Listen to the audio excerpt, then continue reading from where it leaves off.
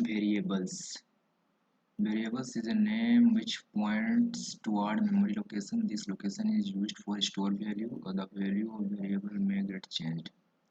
इसका मतलब क्या होता है देखते हैं।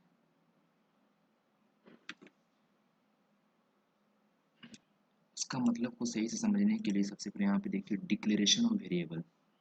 डिक्लेरेशन ऑफ वेरिएबल और प्रॉपर्टीज ऑफ वेरिएबल के माध्यम से हम लोग इस वेरिएबल्स को सही तरीके से समझेंगे।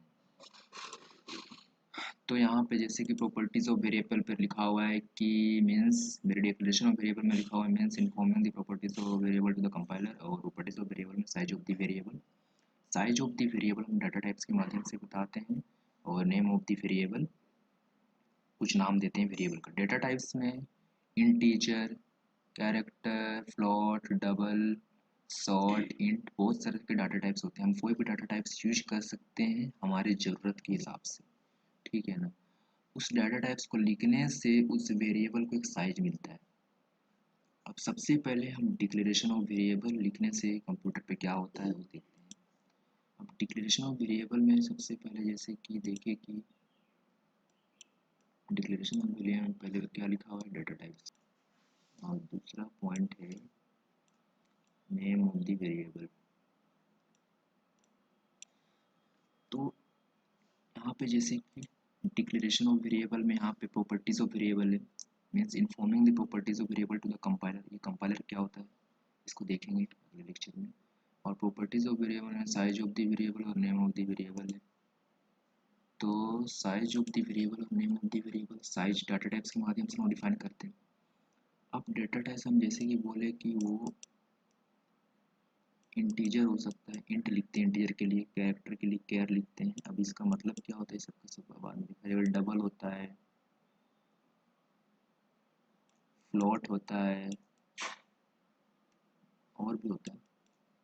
तो यहाँ पे हम इंटीजर के माध्यम से एग्जाम्पल में इंटीजर के माध्यम से हम समझेंगे बाकी डाटा टाइप्स क्या है, डिक्लेरेशन ऑफ वेरिएबल को समझेंगे। तो डिक्लेरेशन ऑफ वेरिएबल में सबसे पहले डाटा टाइप आता है। तो डाटा टाइप्स क्या है, इंटीजर है, तो इंटीजर को यहाँ लिखना पड़ेगा। इंटीजर को पूरा इंटीजर नहीं लिखते हैं, इंट लिखते हैं तो बस काम चल जाता है। तो नेम ऑफ द वेरिएबल कुछ भी हो सकता है नाम, दुनिया में ऑल नेम इट्स नाम, जिस तरह उसी प्रकार यहाँ पे नाम कुछ भी लिख सकते हैं। जैसे हम नाम अपना भी नाम लिख सकते हो, कोई दिक्कत नहीं। वेरिएबल का नाम कहाँ, लेकिन कुछ रूल्स है, उस रूल्स के अंदर जो भी 5-6 पॉइंट्स है उस पॉइंट्स को ध्यान में रखते हुए वेरिएबल्स का नेमिंग करना होता है। उस रूल्स को देखने के नेम ऑफ द वेरिएबल। जैसे कि हम मान लीजिए कुछ भी लिख सकते हैं, तो मैंने कुछ भी लिख दिया नाम। अब इतना का मतलब हो गया डिक्लेरेशन ऑफ वेरिएबल। हमने एक वेरिएबल को डिफाइन कर दिया, साइज ऑफ द वेरिएबल लिख दिया, नेम ऑफ द वेरिएबल और सेमीकोलन लिख दिया, साइज को मतलब डिक्लेयर कर दिया। डिक्लेरेशन ऑफ वेरिएबल ये कंप्लीट हो गया। इतना मतलब हो गया डिक्लेरेशन, हमने वेरिएबल को डिक्लेयर कर दिया, ठीक है, ये वेरिएबल डिक्लेयर हो गया। अब इतना होने से एक्चुअली क्या होता है, इतना लिखने से एक्चुअली ये होता है कि कंप्यूटर के अंदर एक उसके अंदर आखिर क्या होता है, हम लोग उसको इमेजिनेशन उसको फील करने के लिए क्या करेंगे, पहले नाम, ये हो गया नाम, नाम का एक इस तरह करके डब्बा बनेगा।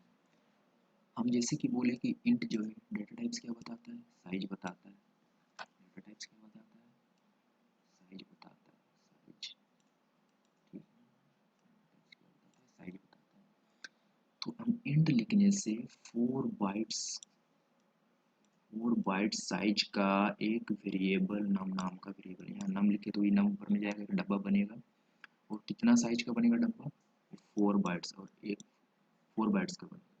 और 4 बाइट्स मतलब कि होता है 4 × 8 बिट्स, ठीक है। मतलब यहाँ पे 32 बाइनरी में इसके अंदर में स्टोर होता है, सब बाद में देखेंगे। बाइनरी में से फिर 32 डब्बा बन जाएगा। और 1 बाइट्स इज इक्वल टू होता है 8 बिट, इसीलिए 4 bytes is equal to 32 bit हो गया। तो इतना लिखने का मतलब नाम हुआ, इंटीजर साइज बताया, साइज इस तरह से कंप्यूटर में क्रिएट हो गया। ठीक है, ये हो गया डिक्लेरेशन का काम। हम जैसे कि बताया नम, यहाँ पे नम ही नहीं कुछ भी हो सकता है, लेकिन जो रूल्स से वेरिएबल का नेमिंग का, उन सब को बातों को ध्यान में रखते हुए बाकी कुछ भी हम लिख सकते हैं। अब यहाँ पे होता है डेफिनेशन ऑफ वेरिएबल। डेफिनेशन या इनिशियलाइजेशन बात बराबर है, डेफिनेशन बोलो या इनिशियलाइजेशन बोलो, दोनों का मतलब सेम होता है। तो अगर जैसे कि यहाँ पे हम लिखे हैं इंट नम, हम अगर इसको कुछ वैल्यू दे देते हैं, इसको कुछ दे दिए 7। अच्छा हाँ, यहाँ पे हम हर जगह, यहाँ पे देखो हमने सेमी कोलन लगाया, यहाँ पे सेमी कोलन, इस सेमी कोलन का मतलब होता है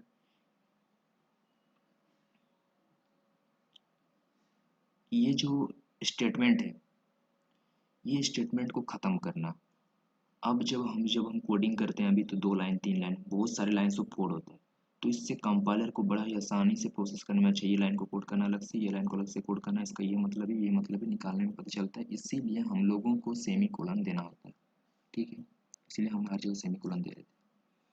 अब इंट नाम इज इक्वल टू 7 लिए, तो इसमें क्या हुआ, इसमें कुछ नहीं हुआ। इंट नाम का तो मतलब हम जैसे ऊपर बताया कि डिक्लेरेशन होता है, तो इतना तक डिक्लेयर हो गया। जैसे ही हमने फिर इसका मतलब अगर हम वैल्यू दे दिए इस नम में, जैसे कि नम इज इक्वल टू 7, तो मतलब इस यहाँ पे 7 चला जाएगा।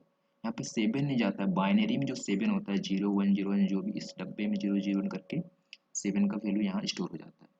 यही होता है इनिशियलाइजेशन या डेफिनेशन। अगर हम बोलेंगे डेफिनेशन मतलब हम उसको, उस इंट नम को हमने कुछ वैल्यूएशन कर दिया।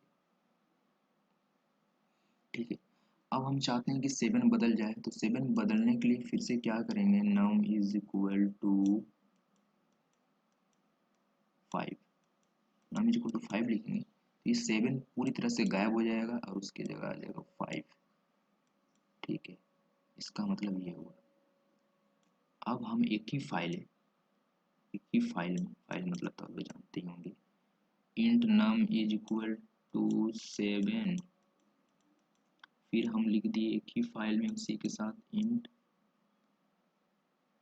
नम इज इक्वल टू 5। लेकिन आप ऐसा नहीं लिख सकते, ऐसा सही है, ऐसा लिखना गलत है। क्यों, int num is equal to 7 लिखे और नम इज इक्वल टू 5 लिखे, तो 7 हट के 5 हो गया। Int num is equal to 7 int num is equal to 5 मतलब ये हुआ कि, इसका मतलब ये हुआ कि, इसका मतलब ये हुआ int num is equal to 7 मतलब कि जो 7 है वो गायब हो जाएगा और 5 घुस जाए। इसका मतलब ये हुआ कि स्पेस एक ही है, नम एक ही स्पेस है, उसमें 7 और 5 दोनों रहना चाह रहा है, जो कि संभव नहीं होता है, ऐसे नहीं होता प्रोग्राम में।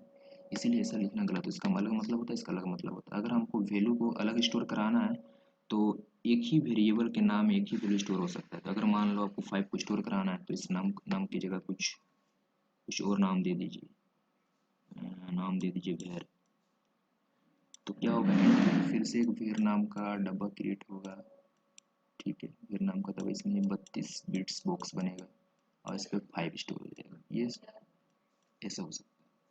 इसका मतलब समझ में, इसका मतलब है कि एक ही स्पेस पे दोनों, 7 यहाँ हटना भी नहीं चाह रहा और 5 आना चाह रहा है, जो संभव नहीं। यहाँ पे 7 हट जाएगा इसे लिखने से, यहाँ पे इंट नहीं लिखने से यहाँ हट जाएगा।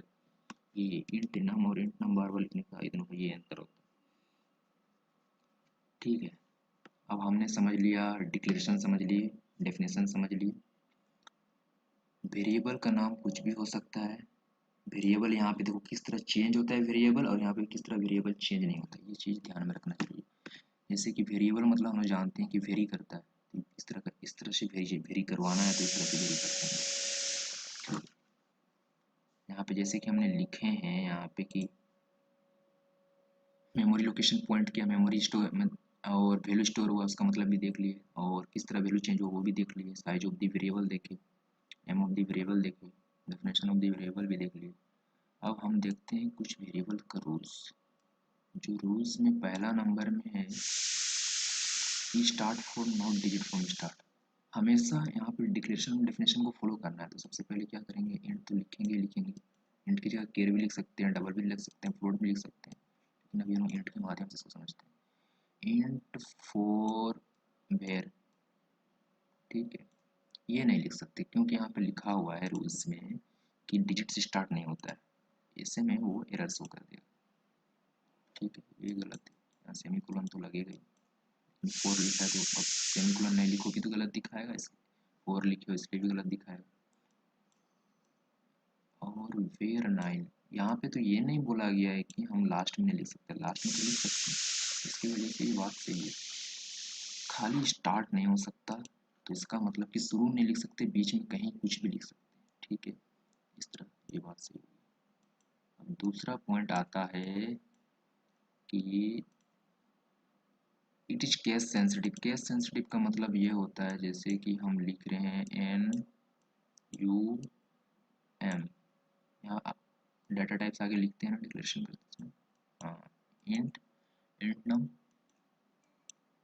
या तो एन एक ही फाइल में, जैसे कि यहाँ पे इंट नम दो बार लिखे तो गलत हो गया, लेकिन यहाँ पे इंट नम और इंट नम दो बार लिखे हैं, लेकिन यहाँ पे कैपिटल लेटर से नम लिखे हैं, यहाँ पे स्मॉल लेटर से नम लिखे हैं। यहाँ पे कंपाइलर इसको अलग अलग समझता है, इसी को बोलते हैं केस सेंसिटिव। मतलब ये अपर केस बोलते हैं कैपिटल लेटर को, लोअर केस बोलते हैं स्मॉल लेटर को। तो यहाँ पे केस सेंसिटिव होता है, मतलब अलग अलग, स्मॉल लेटर को तो उसको अलग समझेगा और कैपिटल लेटर को तो उसको अलग समझेगा। यहाँ पे एरर शो नहीं करेगा, यहाँ पे नम का अलग डब्बा बनेगा, इस नम का अलग डब्बा बनेगा। यहाँ पे तो नम नम सेम था, लग रहा है उसको एक डब्बा है, जिसकी वजह से एरर शो करेगा। तो ये बात सही है, केस सेंसिटिव का मतलब कि कैपिटल लेटर अलग होता है और स्मॉल लेटर अलग होता है, दोनों बात सही है। स्पेशल कैरेक्टर अलाउड नहीं है, मतलब कि जैसे कि ये हो गया परसेंट, डॉलर, हैश, एक स्पेशल ऑपरेटर है जो 1 to ABCD के अलावा जो भी स्पेशल होता है ना, वो सबको आप वेरिएबल का नेमिंग में यूज नहीं कर सकते। ये हो गया तीसरा। अब हो गया चौथा में ये आता है ब्लैंक्स और वाइट स्पेस अलाउड नहीं है। जैसे कि मान लो हम इंट लिखें, फिर यहाँ पे तो स्पेस देते ही है, माई, यहाँ पे स्पेस छोड़े फिर नाम, ये अलाउड नहीं है, यहाँ पे स्पेस हम नहीं दे सकते। ये भी एक वेरिएबल का नाम है, ये भी एक वेरिएबल का नाम है, इसलिए अलाउड नहीं है क्योंकि जब हम लिखते हैं तो कंप्यूटर को लगता है कि ये भी एक वेरिएबल का नाम है, ये भी एक वेरिएबल का नाम है, लेकिन हम लिखना चाह रहे हैं माई नेम एक साथ। हम लोग बचपन से आदत है कि एक वर्ड लिखने के बाद अगला वर्ड थोड़ा स्पेस में लिखना है, तो यहाँ भी लिख देते हैं, जिसकी वजह से गलत हो जाता है। लेकिन ये गलत है, ये गलत है। लेकिन अगर हम वही यहाँ पे कुछ अंडरस्कोर, मतलब में कुछ एक अंडरस्कोर साइन होता है हम लोग का, देख लीजिएगा कीबोर्ड में, तो ये बात सही हो जाता है क्योंकि यहाँ पे स्पेस हमने नहीं दिया, यहाँ पे कुछ दे दिए। ठीक है ना, तो अंडरस्कोर को आगे भी लिख दीजिए, कोई दिक्कत नहीं है, अंडरस्कोर को आगे भी लिखा जा सकता है, ये भी सही है। ठीक है, सब जगह सेमीकोलन लगता है। ठीक है, यहाँ भी इंट लगेगा, यहाँ भी इंटीजर लगेगा।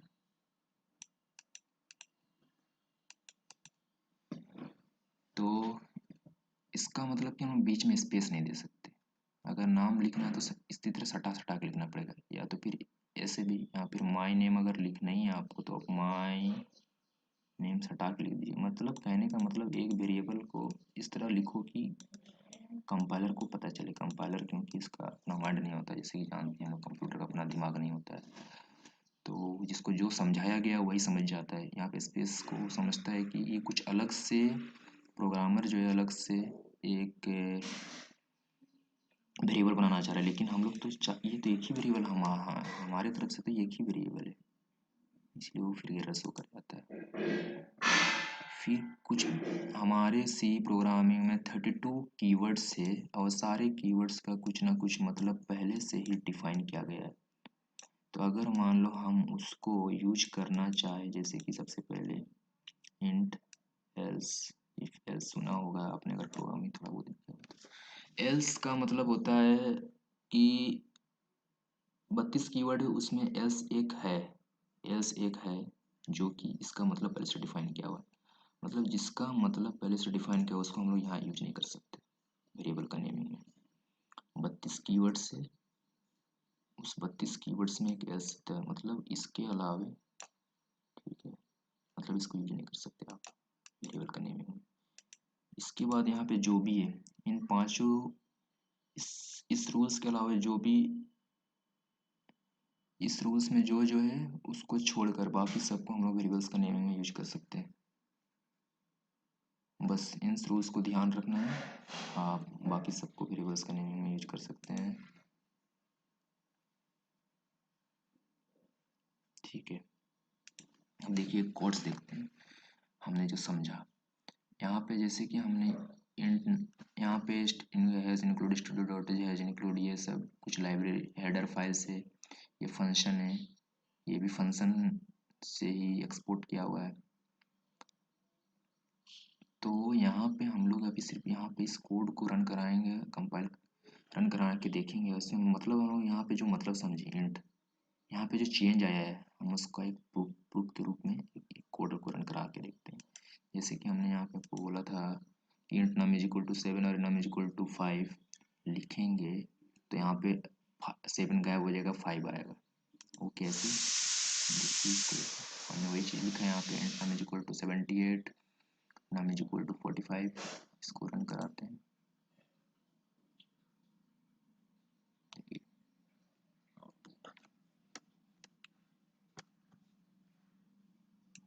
आपको दिख रहा हो, ये देखिए 45। लेकिन अगर हमने आपको ये भी बताया था कि इंट लिख दे और इसको रन करा है तो ये एरर शो करेगा, ये बताया था। ये देखिए ये रेड सिग्नल मतलब एरर दिखा, ठीक है। इसीलिए हमने आपको बताया था कि हम लोग एक फाइल में दो नाम का यूज नहीं कर सकते, दोनों में झगड़ा हो रहा है, 78 बोल रहा है, हमें यहाँ 55 जो संभव नहीं, जैसे कि आपको बताया था झगड़ा हो जाएगा। ठीक है, आज के लिए बस इतने हैं।